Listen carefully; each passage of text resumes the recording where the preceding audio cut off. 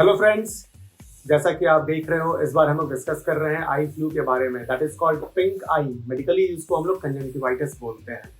तो last time हमने देखा था कि कंजंक्टिवाइटिस क्या होता है, किस तरीके से ये स्प्रेड करता है एंड क्या कुछ खास मिलता है इस आई फ्लू के अंदर। आज हमारे इस टॉपिक में, इस सेशन में हम लोग देखेंगे कि आप किस तरीके से अपने आप को बचा सकते हो इस आई फ्लू से। तो सबसे पहले मैं आपको ब्रीफ कर दूं, आपको बता दूं कंजंक्टिवाइटिस होता क्या है। जिस तरीके से बॉडी के आउटर सरफेस को, लेयर को हम लोग स्किन कहते हैं, वैसे ही आईज का जो आउटर सरफेस है, लेयर है, इसको हम लोग कंजंक्टिवा कहते हैं। स्किन का इन्फेक्शन या इन्फ्लेमेशन हो जाए आप डर्मेटाइटिस कहते हो। ठीक इस तरीके से अगर आईज का इन्फ्लेमेशन, इन्फेक्शन हो जाए तो इसको हम लोग कंजंक्टिवाइटिस कहते हैं। तो कंजंक्टिवाइटिस स्प्रेड अगर आप समझ जाओगे कि कैसे ये स्प्रेड करता है तो आप प्रिवेंशन बहुत इजी हो जाएगा आप लोगों के लिए समझना। तो आप देखो किस तरीके से ये स्प्रेड करता है। जनरली अगर एक पेशेंट को कंजंक्टिवाइटिस है, ये जो सिक्रीशंस, ये जो वाटरी सिक्रीशन या जो पोर्लेट सिक्रीशंस है, जब दूसरे नॉर्मल वेल हेल्दी इंडिविजुअल इसके कांटेक्ट में आएंगे, जब आईज में उनका सिक्रीशंस किसी भी तरीके से डिपॉजिट होगा, तभी ये कंजंक्टिवाइटिस फैलेगा। तो ये फैलने का जो सबसे कॉमन जो मेथड है वो है hands. Generally normal healthy individuals अपने हैंड से कहीं ना कहीं टच करते होते हैं, और वो जहां पे जिस सरफेस पे टच किया गया है, अगर वहां पहले से पेशेंट का आईज का सिक्रीशंस लगा हुआ हो तो फिर ये नॉर्मल हेल्दी इंडिविजुअल में ट्रांसफर हो सकता है। तो अब आप देखें किस तरीके से इसको प्रिवेंट किया जा सकता है।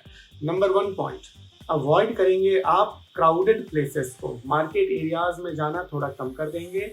बसेस में, मेट्रोज में, ट्रेन्स में थोड़ा सा सफर कम कर देंगे। अगर बहुत जरूरी है, बहुत ही रिक्वायरमेंट है आपको, तो आप जाएं, अदरवाइज जहां तक हो सके आप अवॉइड करें, सबसे पहला।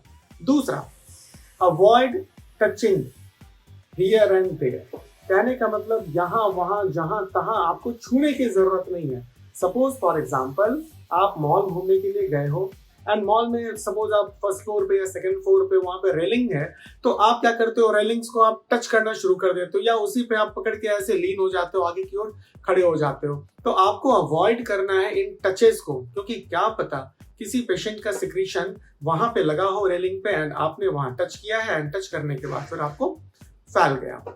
तीसरा, avoid touching your own eyes. जी हाँ, कंजंक्टिवाइटिस आपको तो तभी फैलेगा जब आपके हैंड्स में सिक्रीशंस लगा हो पेशेंट का, एंड इस हैंड से आपने टच कर लिया हो अपने आईज को।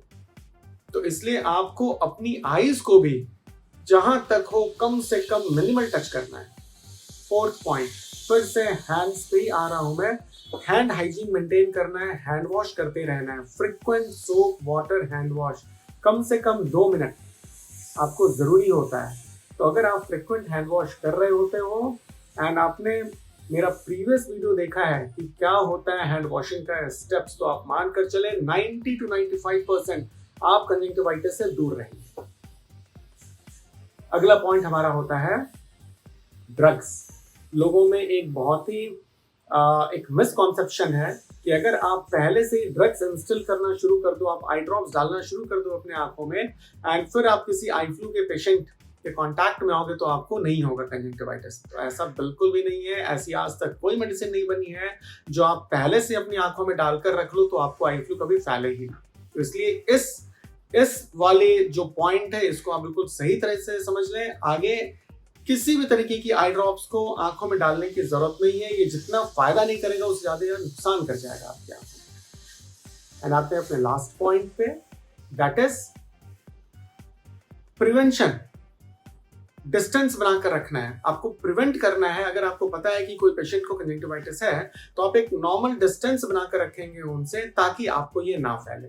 एंड जहां तक पॉसिबल हो आप उनको एडवाइस भी करें, जो कंजंक्टिवाइटिस के पेशेंट्स हैं, कि आप आइसोलेट हो जाओ कुछ दिनों के लिए, जब तक कि आप ठीक ना हो जाओ। तो ये कुछ पॉइंट्स था प्रिवेंशन को लेकर। उम्मीद करता हूं ये वीडियो आपको समझ में जरूर आया होगा। लाइक का बटन जरूर दबा दें, शेयर करना ना भूलें, क्योंकि ये वीडियो बहुत इंपॉर्टेंट है जनरल पॉपुलेशन अवेयरनेस के लिए। रह गई बात सब्सक्रिप्शन की, किया आपने तो ठीक, नहीं किया अभी कर दें। आपको time to time and day to day ऐसी अपडेट्स मिलती रहेंगी। Thank you.